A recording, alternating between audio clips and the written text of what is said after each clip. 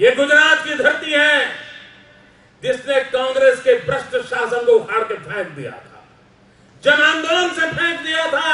तुमने लाठियां गोलियां दिल्ली के रामलीला मैदान में चलाई हैं, पूरी रात रामलीला मैदान में तुमने रावण लीला चलाई है। आपने लाठियां गोलियां चलाई हैं।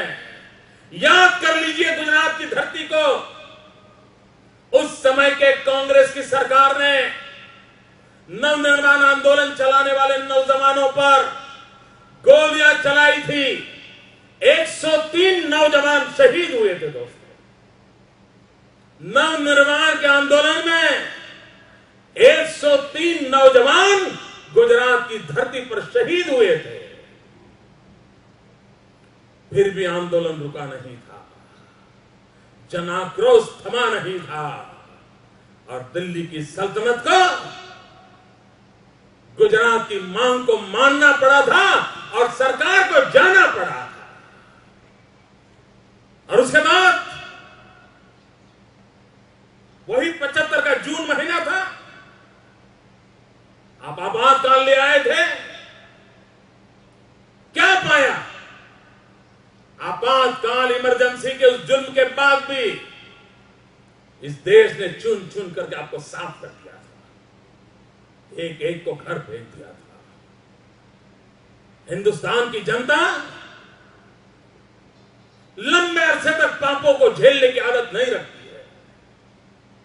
कितनी ही बड़ी सल्तनत क्यों न हो, हिंदुस्तान की जनता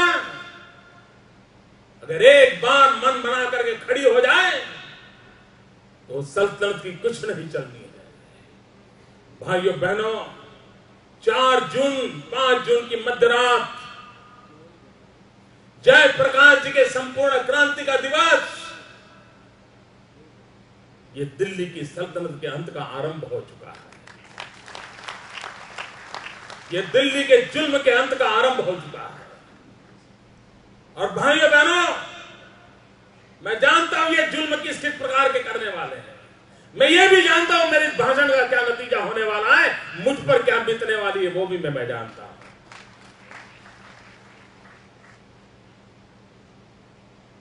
लेकिन जुल्म से डरना मेरी फितरत नहीं दोस्तों।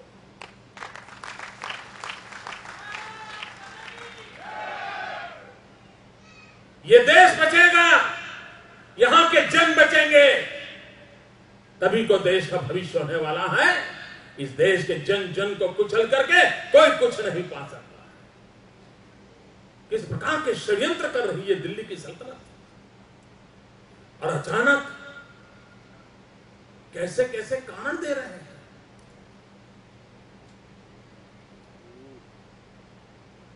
एक भी हिंसा की घटना नहीं घटी, तू मैंने तक नहीं हुई है कल।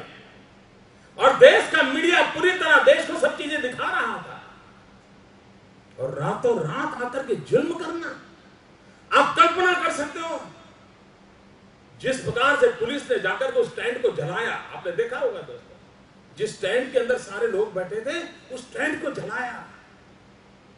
न वहां फायर ब्रिगेड की व्यवस्था थी, न वहां एम्बुलेंस की व्यवस्था थी।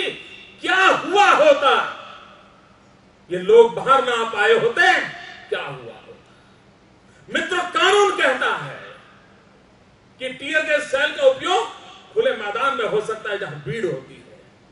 अगर इस प्रकार से बंदी बनाई जगह है तो वहां कानूनन टीयर गैस सेल नहीं छोड़ा जा सकता, वरना वो मौत का कारण बन जा सकता है। उन्होंने बंद टेंट के अंदर टीयर गैस के गोले छोड़े। मित्रों, कोई कानूनी मर्यादाओं का इन्होंने पालन नहीं किया। और इसलिए भाइयों बहनों, अगर भ्रष्टाचार के खिलाफ आवाज उठाना गुनाह है तो गुनाह हमें भी मंजूर है। अगर विदेशी धन वापस लाओ ये मांग करना गुनाह है तो वो गुनाह हमें भी मंजूर है। और जो कानूनी सजाएं आप रामदेव जी को करते हो, नरेंद्र मोदी पर भी लगाई दीजिए।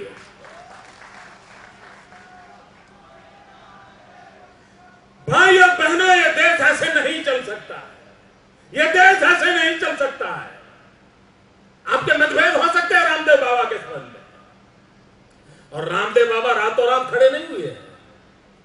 वो 2 साल से गांव गांव जाकर के इस विषय पर लगातार लोगों से बात कर रहे हैं, लोगों की शिक्षा कर रहे हैं। और अगर रामदेव जी उतने बुरे थे तो 2 साल तक इस सरकार को किसने रोका था उन पर कार्रवाई करने के लिए? किसने रोका था उनको? अगर इतने बुरे थे तो एयरपोर्ट पर रिसीव करने के लिए क्यों पहुंचे थे भाई? ओबामा को लेने के लिए जितने मंत्री नहीं गए उतने रामदेव जी को लेने एयरपोर्ट पहुंचे थे।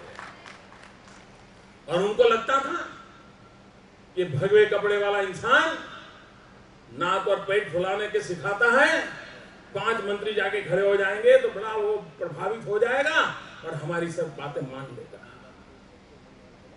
छोटी सी मांग है उसकी कि प्रधानमंत्री देश को विश्वास दे कि मैं काला धन वापस लाऊंगा। क्या कारण है प्रधानमंत्री इतना विश्वास देने को तैयार नहीं है? कोई बड़ी मांग नहीं है।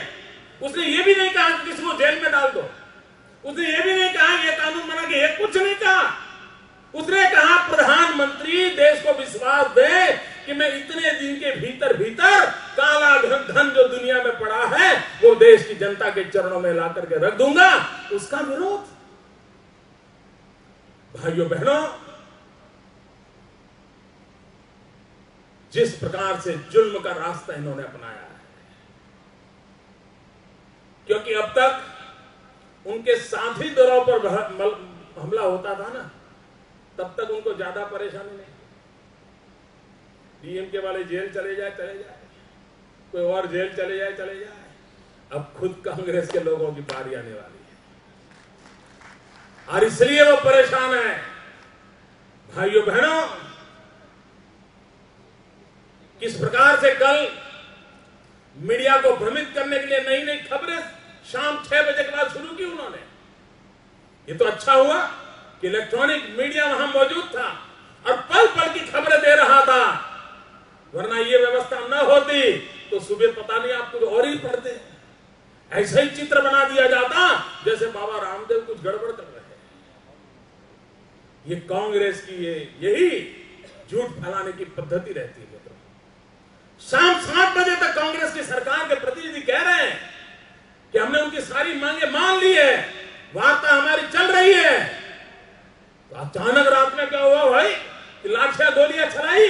ये आपने देश के सामने झूठ बोला था, देश की आंख में धूल फेंकने का काम किया था ताकि रात को आपने कोई एक जंगलियत भरा कृत्य करने का आपने निर्णय किया था, इसलिए हुआ था। भाइयों बहनों, मैं देश के नौजवानों से आह्वान करना चाहता हूं, ऐसे जुल्म को सहन मत कीजिए। अब भ्रष्टाचार की लड़ाई इसलिए भी आवश्यक है, भ्रष्टाचार के खिलाफ जन आक्रोश इसलिए भी आवश्यक है कि अगर हमने भ्रष्टाचार के खिलाफ आवाज नहीं उठाई तो अच्छे लोगों के भी बिगड़ने की संभावना बन जाती है। भाई, मुझे तो इसलिए भी जरूरत है कि भ्रष्टाचार के खिलाफ लड़ाई चलती रहनी चाहिए ताकि अच्छे लोगों को बिगड़ने की इच्छा न हो जाए। बुरों की सजा जब होगी तब होगी, लेकिन अच्छे लोग बिगड़ न जाए, इसलिए भी भ्रष्टाचार के खिलाफ आवाज उठती रहना जरूरी है। और मैं एक शासन में बैठा हुआ व्यक्ति भ्रष्टाचार के खिलाफ हर लड़ाई में आपके साथ हो जाएगा। कोई हिम्मत नहीं करेगा, मैं करने को तैयार हूं। कैसे झूठे आरोप लगाए जा रहे हैं, किस प्रकार की गंदी हरकतें की जा रही है। भाइयों बहनों, और दिल्ली की सल्तनत ज्यादा से ज्यादा क्या कर लेगी भैया? कर क्या लेंगे? सबको जेल के दरवाजे दिखा रहे हैं, उससे बड़ी कोई चेहरा है क्या आपके पास? कम से कम धमकियां देना बंद करो, ये डराना बंद करो, ये अश्रु गोले, ये लाठियां, ये मां बहनों बच्चों पर का दमन। कांग्रेस को 120 करोड़ देशवासियों को जवाब देना पड़ेगा दोस्तों, जवाब देना पड़ेगा, ये बच नहीं सकते। और डॉक्टर मनमोहन सिंह जी, ये बात अब देश मानने को तैयार नहीं है कि आप इसमें कहीं नहीं हो। ये सारे जुल्म आपके प्रधानमंत्री पद के नीचे हुए हैं, आप सीधे सीधे जिम्मेवार हैं। आप आप सीधे सीधे जिम्मेवार हो। और दिल्ली में पुलिस मनमोहन सिंह जी के अंडर में है, शीला दीक्षित के अंडर में नहीं है। ये जुल्म दिल्ली की सल्तनत ने किया। डॉक्टर मनमोहन सिंह जी, ये आपका भोला भाला चेहरा हर संकट के समय कह देना कि मुझे मालूम नहीं, मुझे पता नहीं, मैं जानता नहीं, ये बचने के खेल अब ये देश माफ नहीं करेगा। आप पूरी तरह जिम्मेवार हो, ये जुल्म के लिए आप जिम्मेवार हो। आप प्रधानमंत्री पद पर बैठे हो तो अपनी हैसियत के दर्शन कराइए, हमें अपनी ताकत का परिचय करवाइए। अगर आप इसमें नहीं है तो देश की इच्छाओं का जवाब दीजिए। क्या तरीका है? भाइयों बहनों, आवाज थमने वाली नहीं, आवाज रुकने वाली नहीं है। यह आंदोलन चलता रहना चाहिए। बाबा रामदेव के इस लक्ष्य के लिए हम उनके साथ हैं। और मैं तो चाहता हूं कांग्रेस के लोगों ने भी, जो ईमानदारी में विश्वास करते हैं, उन्होंने भी बाबा रामदेव के पक्ष में खड़े होना चाहिए था। क्या चाहता है भाई? बुरा क्या है? अगर भ्रष्टाचार के खिलाफ आवाज उठ रही है तो उसमें अपना स्वर मिलाने में डर क्या है? क्या डर है भैया? कुछ तो दाल में काला है, तभी तो बोल पा नहीं रहे।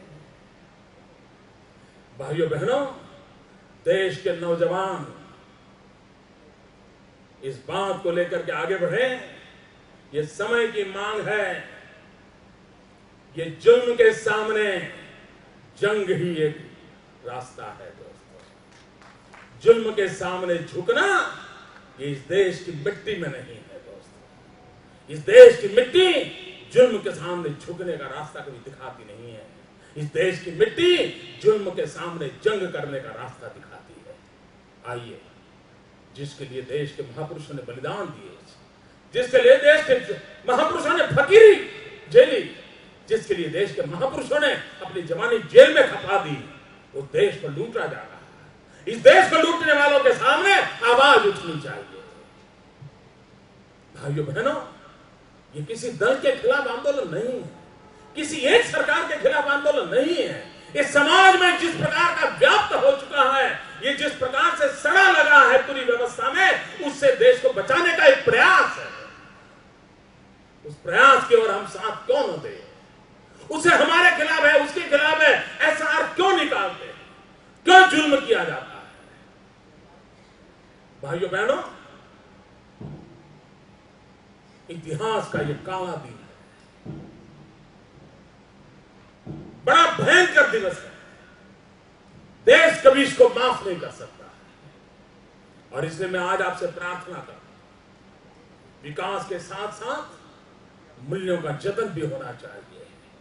विकास के साथ साथ आम आदमी की आशा आकांक्षाओं को भी सुरक्षित करना चाहिए। और उसी मार्ग पर चलने का हमने प्रामाणिक प्रयास किया है। मुझे आपके आशीर्वाद चाहिए और इस लड़ाई को साथ चाहिए। ये देश जुल्म के सामने झुकना नहीं चाहिए। इसी एक अपेक्षा के साथ आप सबको बहुत बहुत शुभकामनाएं।